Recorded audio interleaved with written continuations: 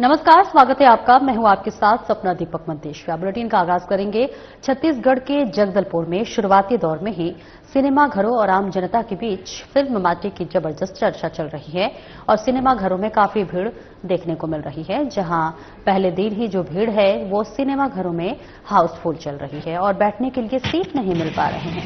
दर्शक खड़े होकर देखने के लिए भी उत्सुक हैं। फिल्म के डायरेक्टर धर्मेंद्र सिंह बेहतरीन ढंग से पुलिस प्रशासन के मार्गदर्शन में लाल आतंक की समाप्ति कैसे हो सकती है और आत्मसमर्पण कितनी जरूरी है और किस तरह से माया के दौर में बंधे दो कपल्स की कहानी रची गई है, जिसमें लाल आतंक का रास्ता छोड़ आम लोगों को आजादी के साथ जिंदगी जीने की हम चॉइस दी गई है। वही बेहतरीन ढंग से फिल्म माटी को फिल्माया गया है।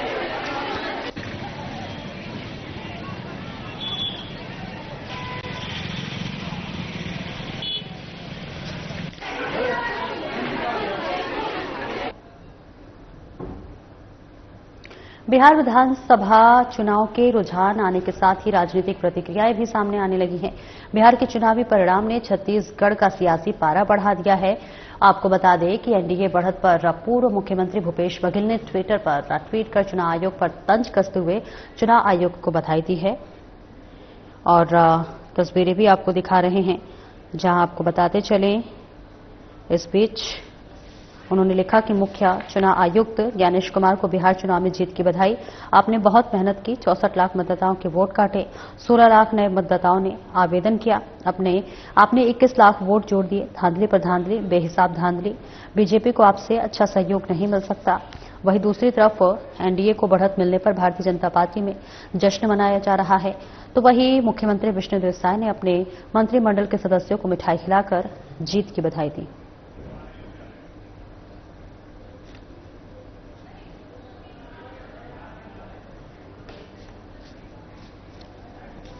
तो तंज लहरों में देखिए, पूर्व मुख्यमंत्री भूपेश बघेल ने ट्वीट किया है और चुनाव आयोग पर तंज कसा है। उन्होंने लिखा, मुख्य चुनाव आयुक्त ज्ञानेश कुमार को बिहार चुनाव में जीत की बधाई। आपने बहुत मेहनत की। 64 लाख मतदाताओं के वोट काटे। 16 लाख नए मतदाताओं ने आवेदन किया। आपने 21 लाख वोट जोड़ दिए। धांधली पर धांधली, बेहिसाब धांधली। बीजेपी को आपसे अच्छा सहयोगी नहीं मिल सकता। वहीं दूसरी तरफ एनडीए को बढ़त मिलने पर भारतीय जनता पार्टी ने जश्न मनाया। मुख्यमंत्री विष्णुदेव साय ने अपने मंत्रिमंडल के सदस्यों को मिठाई खिलाकर जीत की बधाई दी।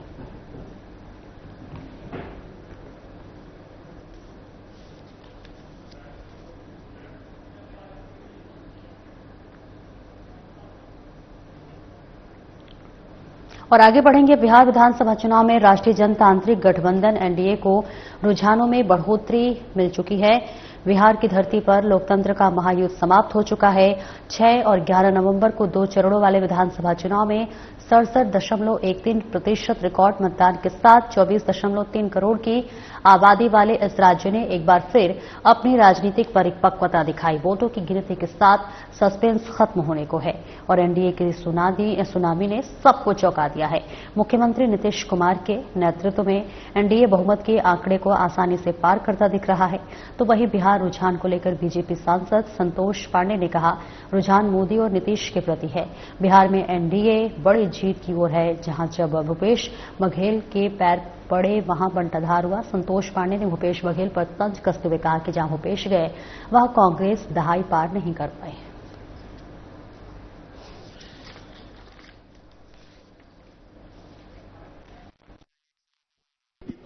निश्चित रूप से छत्तीसगढ़ की भूमिका बिहार की जीत में रही है। हम सबके क्षेत्रीय संगठन महामंत्री अजय जामवाल विगत 4 महीनों से और बिहार में डेरा डाले हुए थे। मैं स्वयं भी हमारे और अन्य नेताओं के साथ भी, मैं भी वहां 31-32 दिन रहा। पूर्वी चंपारण में देख रहा था पूरी लोकसभा को और पूरे सभी क्षेत्रों में अनेक दायित्वों के साथ बखूबी निर्वहन छत्तीसगढ़ ने किया और सब जगह कुछ सीखने को भी मिलता है। किसानों की हितैषी सरकार है। किसानों को धान का रेट बढ़ा करके देने वाली सरकार, बोनस देने वाली सरकार और बहुत अच्छे से धान खरीदी हम करेंगे। आप आरोप लगाते रहना, किसानों के पक्ष में, किसानों के हित में सब प्रकार से अच्छा कार्य होगा। प्रदेश के उप मुख्यमंत्री विजय शर्मा ने बिहार विधानसभा चुनाव में एनडीए की प्रचंड जीत के लिए सभी कार्यकर्ताओं एवं पार्टी पदाधिकारी सहित आम जन को शुभकामनाएं और बधाई दी। बिहार की जनता ने उचित समय में उचित निर्णय लिया है। बिहार की जनता ने एक बार फिर विकास का साथ दिया है और सुशासन के साथ खड़े होने का फैसला लिया है।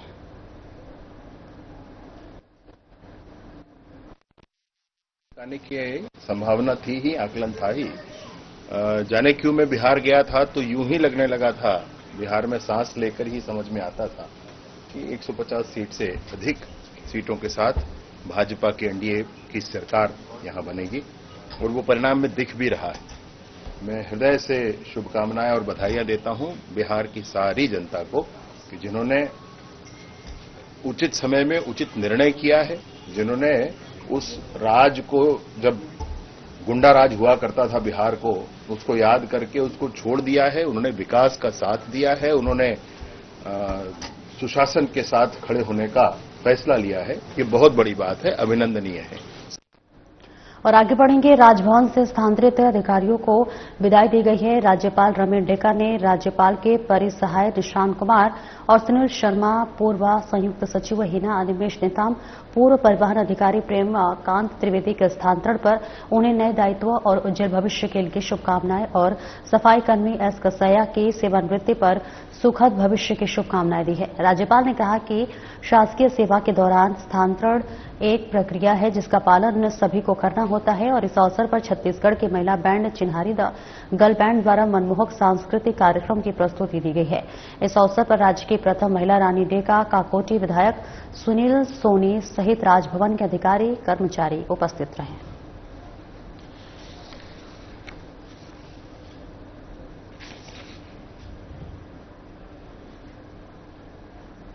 और वहीं मुख्यमंत्री निवास में आयोजित जनदर्शन एक बार फिर लोगों की उम्मीदों का केंद्र बना रहा। अलग अलग जिलों से आए लोगों ने अपनी समस्या लेकर मुख्यमंत्री विष्णुदेव साय से मुलाकात की। मुख्यमंत्री ने हर एक आवेदन की बात ध्यान से सुनी और अधिकारियों को त्वरित कार्रवाई के निर्देश दिए। पहले ही मुलाकात में रायपुर की 11 वर्षीय पूनम सभी का ध्यान खींच ले गई। सेरेब्रल पाल्सी से जूझ रही पूनम को मुख्यमंत्री ने विशेष विद्यालय में दाखिला और छात्रवृत्ति देने की घोषणा की। जनदर्शन के दौरान भिलाई के कलाकार अंकुश देवांगन अपनी अनोखी संगमरमर पर कला लेकर पहुंचे। उन्होंने मुख्यमंत्री को प्रधानमंत्री नरेंद्र मोदी की दुनिया की सबसे छोटी संगमरमर प्रतिमा भेंट की। फ्रेम में लगा माइक्रोस्कोपिक लेंस इस कलाकृति को और खास बनाता है। मुख्यमंत्री ने उनकी कला की सराहना करते हुए कहा कि छत्तीसगढ़ के कलाकारों में अद्भुत प्रतिभा है। रायपुर के दिव्यांग युवक मनीष खोटे भी अपनी बैटरी चालित स्कूटी से मुख्यमंत्री से मिलने पहुंचे। कुछ दिन पहले ही उन्हें इसी जनदर्शन में स्कूटी स्वीकृत की गई थी। मनीष ने मुख्यमंत्री को धन्यवाद दिया और उनके साथ सेल्फी भी ली। मनीष की मुस्कान ने कार्यक्रम में मौजूद लोगों को भावुक कर दिया। वहीं जनदर्शन में कई महिलाएं, बुजुर्ग और किसान भी पहुंचे। आवास, स्वास्थ्य, उपचार, सामाजिक सुरक्षा, छात्रवृत्ति और रोजगार से जुड़े आवेदन आए। मुख्यमंत्री ने सभी मामलों को प्राथमिकता से निपटाने को कहा। अधिकारियों को स्पष्ट निर्देश दिए कि कोई भी आवेदक निराश न लौटे। कार्यक्रम के दौरान मुख्यमंत्री ने कहा कि जनदर्शन प्रदेश सरकार की संवेदनशीलता और जवाबदेही का प्रतीक है। उन्होंने कहा कि हम कोशिश करते हैं कि अधिक से अधिक लोगों की समस्याएं सुनकर मौके पर ही उसका समाधान किया जाए। जनदर्शन के समापन तक बड़ी संख्या में लोग अपनी समस्याओं के त्वरित और व्यवहारिक समाधान से संतोष दिखाई दिए। लोगों ने कहा कि यह व्यवस्था उन्हें सरकार से सीधे जोड़ने का विश्वास दिलाती है, जहां उनकी बात न सिर्फ सुनी जाती है बल्कि उसी समय समाधान की दिशा में ठोस कदम भी उठाए जाते हैं। इससे आम जन में भरोसा, पारदर्शिता और सहभागिता की भावना और मजबूत हुई।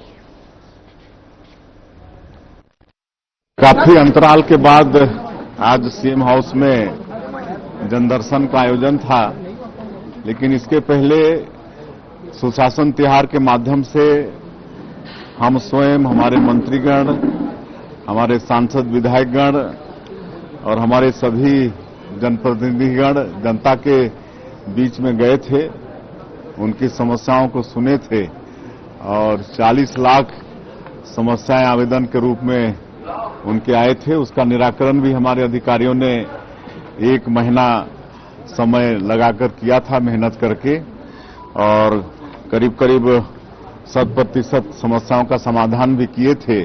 और आज काफी अंतराल के बाद जनदर्शन का आयोजन किए थे, तो आज कुल 915 आवेदन प्राप्त हुए थे, जिसमें ज्यादातर शिक्षानुदान और आर्थिक सहायता से थे। निर्माण कार्य, स्थानांतरण, राजस्व विभाग के मामले और प्रधानमंत्री आवास, इतने विषय के 915 आवेदन प्राप्त हुए। इसमें काफी जो तत्काल समाधान करने लायक था उसका समाधान भी किए। आज 4 व्हील चेयर जरूरतमंद लोगों को दिए, 2 वॉकर दिए, एक पिंटू राम साहू को दिव्यांग रग्बी प्लेयर के लिए 90,000 रुपए का चेक दिए, वो स्वयं वो खरीद लेगा। उसी तरह से शिव कुमार निराला जो बहुत अच्छा मतलब नक्शा बना के दिए हैं, उसमें संसदीय क्षेत्र, विधानसभा क्षेत्र, ये सब को उन्होंने दर्शाया है, तो उनको 5100 रुपए का चेक दिए हैं। और आज हियरिंग मशीन 5 लोगों को यहां पर इस जनदर्शन में दिए हैं। तो इस तरह से जो त्वरित निदान हो सकता था वो त्वरित निदान भी प्रयास किए हैं। बाकी जो एप्लीकेशंस आए हैं उन पर कार्रवाई होगी। कोंडागांव छत्तीसगढ़ शासन के वन मंत्री केदार कश्यप ने कोंडागांव दक्षिण वन मंडल के नए कार्यालय भवन निर्माण कार्य के लिए भूमि पूजन किया है। नया डीएफओ कार्यालय भवन 124 लाख रुपए में बनने जा रहा है, जिससे अधिकारी कर्मचारियों में उत्साह देखा जा रहा है। वन मंत्री केदार कश्यप ने कहा है कि भवन बनने से निश्चित ही नई ऊर्जा का संचार होगा। इससे न केवल कर्मचारियों को काम करने में सुविधा होगी, बल्कि वन संरक्षण और विकास के कार्यों में भी तेजी आएगी। नया भवन बनने से वन विभाग की कार्यक्षमता और प्रभावशीलता बढ़ेगी, जिससे वन और वन्यजीवों का संरक्षण और भी बेहतर तरीके से किया जा सकेगा। इस अवसर पर कोंडागांव विधायक लता उसेंडी ने कहा कि शासन की जन कल्याणकारी योजनाओं का लाभ हर व्यक्ति तक पहुंचे, ये सरकार की मंशा है। उन्होंने ग्रामीणों से कई योजनाओं के क्रियान्वयन की जानकारी ली है और कहा है कि सरकार महिलाओं के सशक्तिकरण के लिए प्रतिबद्ध है। कोंडागांव जिला की हमारा फॉरेस्ट का एक बहुत बड़ा केंद्र है और यहाँ पर लंबे समय से इसकी मांग रही। यहाँ के विधायक मैडम ने, लता जी ने विशेष तौर पे इस बात के लिए प्रयास किया कि यहाँ पर डीएफओ के कार्यालय हो और आज 1 करोड़ 24 लाख से ऊपर की राशि इस पर स्वीकृत की गई है, जिसमें वन मंडलाधिकारी का एक सुविधायुक्त, सर्व सुविधायुक्त एक भवन का निर्माण किया जाएगा और आधुनिक टेक्नोलॉजी में उसका सही तरीके से उपयोग भी हो सके। डीएफओ कार्यालय का भवन का लोग भूमि पूजन कर रहे हैं और 1 करोड़ से अधिक की राशि का है। मैं माननीय मंत्री जी केदार कश्यप जी को भी धन्यवाद देती हूँ और माननीय मुख्यमंत्री जी को भी, जिनके यहाँ पे लगातार एक मांग भी रहा और काफी पुरानी बिल्डिंग रही है जो जर्जर अवस्था में है। तो एक नई सौगात माननीय मंत्री जी ने दी है। माननीय केदार कश्यप जी को भी बहुत बहुत बधाई है और आगे के अधिकारीगण जो आने वाले समय में जब इसकी निर्माण पूर्ण होगा तो उनके हमारे यहाँ के कार्यों को भी संचालन करने के लिए सुविधा होगी। सबको बधाई। उसके लिए निश्चित तौर पे प्लानिंग चल रही है और आप जैसे देखा कि आज यहाँ पे डीएफओ कार्यालय का भवन है तो पार्ट पे हम प्लान कर रहे हैं और मंत्री जी से भी, फॉरेस्ट के भी जो क्वार्टर्स है, रेस्ट हाउस है, मंत्री जी से भी हमने कहा है और लगातार डिपार्टमेंट वाइज मंत्री जी से बात की, मुख्यमंत्री जी से। आप देखेंगे कि नए सैंक्शन भी आए हैं, कुछ नए भवन भी बने हैं, तो एक सतत प्रक्रिया है। कलेक्टर नूपुर आशीपन्ना के निर्देशानुसार और मुख्य चिकित्सा स्वास्थ्य अधिकारी डॉक्टर आर.के. चतुर्वेदी के मार्गदर्शन में शासकीय हाई स्कूल चलका विकासखंड कोंडागांव में जागरूकता कार्यक्रम आयोजित किया गया। यह कार्यक्रम राष्ट्रीय मानसिक स्वास्थ्य कार्यक्रम और राष्ट्रीय तंबाकू नियंत्रण कार्यक्रम के संयुक्त तत्वाधान में आयोजित हुआ। इस बीच बता दें कि कार्यक्रम का संचालन जिला नोडल अधिकारी राष्ट्रीय मानसिक स्वास्थ्य कार्यक्रम डॉक्टर आर.के. चंद्रवंशी, जिला नोडल अधिकारी राष्ट्रीय तंबाकू नियंत्रण कार्यक्रम डॉक्टर सोनल ध्रुव और जिला कार्यक्रम प्रबंधक डॉक्टर भावना महलवार के नेतृत्व में किया गया। कार्यक्रम में सेक्रेटरी दिव्यांशु चौधरी और प्रभारी सोशल वर्कर वीरेंद्र केला द्वारा विद्यालय के छात्र छात्राओं को तंबाकू मुक्त युवा 3.0 और नशा मुक्त भारत अभियान के तहत जागरूक किया गया। उन्होंने बताया कि तंबाकू सेवन से शरीर पर गंभीर दुष्प्रभाव होते हैं, जैसे मुंह, गले, फेफड़े और आंत का कैंसर, पाचन संबंधी विकार, आंखों की रोशनी में कमी और हड्डियों का कमजोर होना। सत्र के दौरान विद्यार्थियों को एक्टिव स्मोकिंग और पैसिव स्मोकिंग के हानिकारक प्रभाव के बारे में विस्तार से जानकारी दी गई। साथ ही मानसिक स्वास्थ्य, तनाव, अवसाद, एंजाइटी जैसे विषयों पर चर्चा की गई और लाइफ स्किल प्रशिक्षण कार्यक्रमशाला के माध्यम से कई गतिविधियां कराई गई। कार्यक्रम में कोटपा अधिनियम 2003 की जानकारी साझा करते हुए विद्यालय में तंबाकू मुक्त शिक्षण संस्थान बोर्ड लगाने का आग्रह विद्यालय प्राचार्य से किया गया।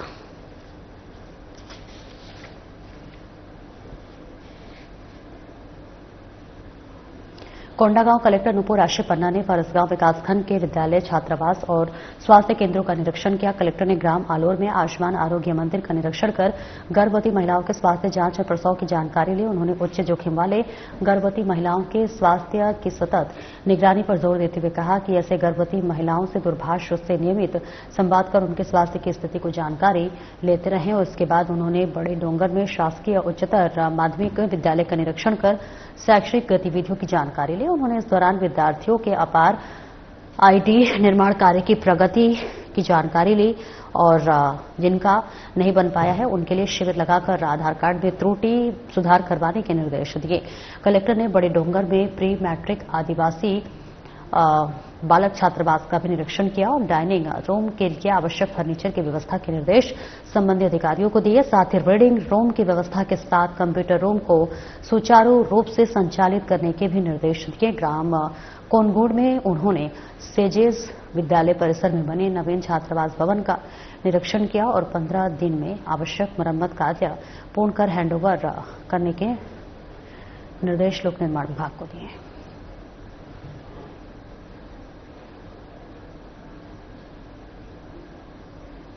रायपुर उत्तर विधानसभा क्षेत्र के एकात्म परिसर में आयोजित विशेष गहन पुनरीक्षण कार्यक्रम में क्षेत्र के लोकप्रिय विधायक पुरंदर मिश्रा ने उपस्थित रहकर कार्यकर्ताओं के साथ सार्थक संवाद किया।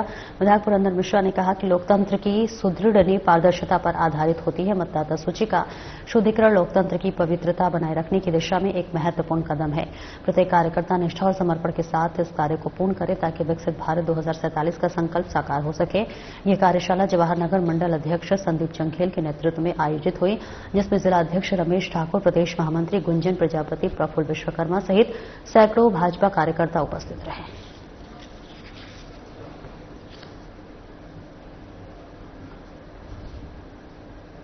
प्राकृतिक और जैविक खेती की सबसे बड़ी आवश्यकता है रासायनिक उर्वरकों का उपयोग केवल उतना ही होना चाहिए जितना बिल्कुल जरूरी हो। किसानों में इस बात की जागरूकता लाना समय की मांग है। जल संरक्षण के लिए अभी प्रभावी कदम नहीं उठाए गए तो भविष्य में जल संकट और तेजी से बढ़ेगा। राज्यपाल रमेन डेका ने आज प्राकृतिक खेती विषय पर आयोजित राष्ट्रीय संगोष्ठी के उद्घाटन कार्यक्रम में उक्त विचार व्यक्त किए। संगोष्ठी का आयोजन कृषि विकास और किसान कल्याण विभाग तथा इंदिरा गांधी कृषि विश्वविद्यालय रायपुर द्वारा किया गया, जिसमें उद्घाटन कार्यक्रम में डेका मुख्य उपस्थित अतिथि के रूप में मौजूद रहे। कार्यक्रम की अध्यक्षता कृषि मंत्री रामविचार नेताम ने की। संगोष्ठी में कृषि मंत्री रामविचार नेताम ने कहा कि आज सबसे बड़ी चुनौती यह है कि प्राकृतिक खेती को किस प्रकार व्यापक रूप से बढ़ावा दिया जाए। रासायनिक खादों के अत्यधिक उपयोग से धरती विषैली हो रही है और कई तरह की बीमारियां बढ़ रही हैं। आने वाली पीढ़ी के हित में समय रहते बदलाव करना जरूरी है। कार्यक्रम में साबरमती सहित कई उत्कृष्ट किसानों को सम्मानित किया गया। इसके पूर्व राज्यपाल डेका ने प्रदर्शनी का अवलोकन किया, जिसमें जैविक और प्राकृतिक खेती करने वाले किसानों द्वारा उत्पादित सामग्रियों का प्रदर्शन किया गया। इस मौके पर छत्तीसगढ़ बीज विकास निगम के अध्यक्ष सहित बड़ी संख्या में छात्र छात्राएं उपस्थित रहे।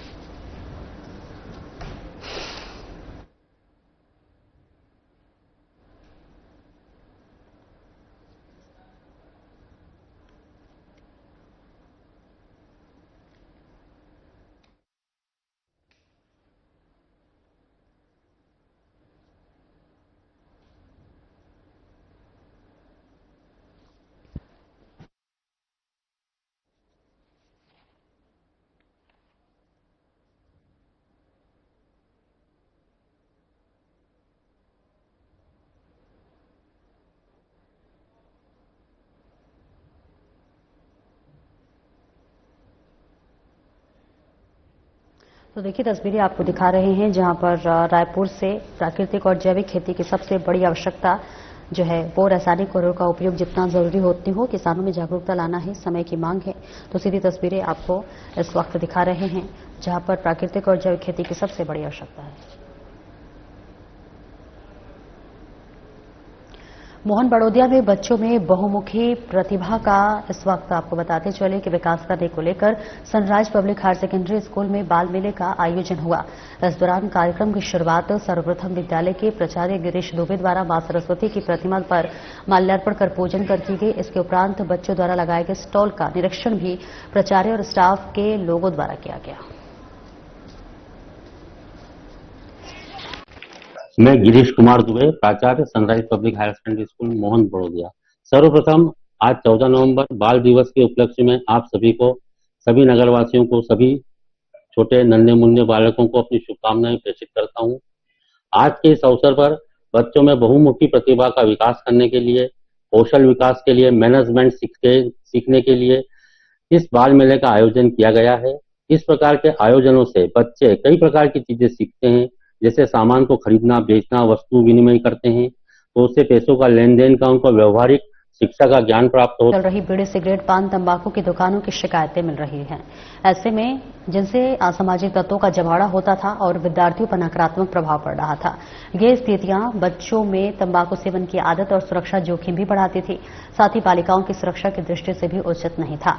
तो वही ऑपरेशन मुस्कान के अंतर्गत थाना आष्टा और नगर पालिका की संयुक्त टीम ने अभियान चलाकर सभी अवैध दुकानों को हटा दिया और यह कदम बालक बालिकाओं की सुरक्षा और स्वास्थ्य वातावरण की दिशा में महत्वपूर्ण माना जा रहा है। इस दौरान नगर पालिका कर्मियों सहित पुलिस प्रशासन ने सक्रिय भूमिका निभाई।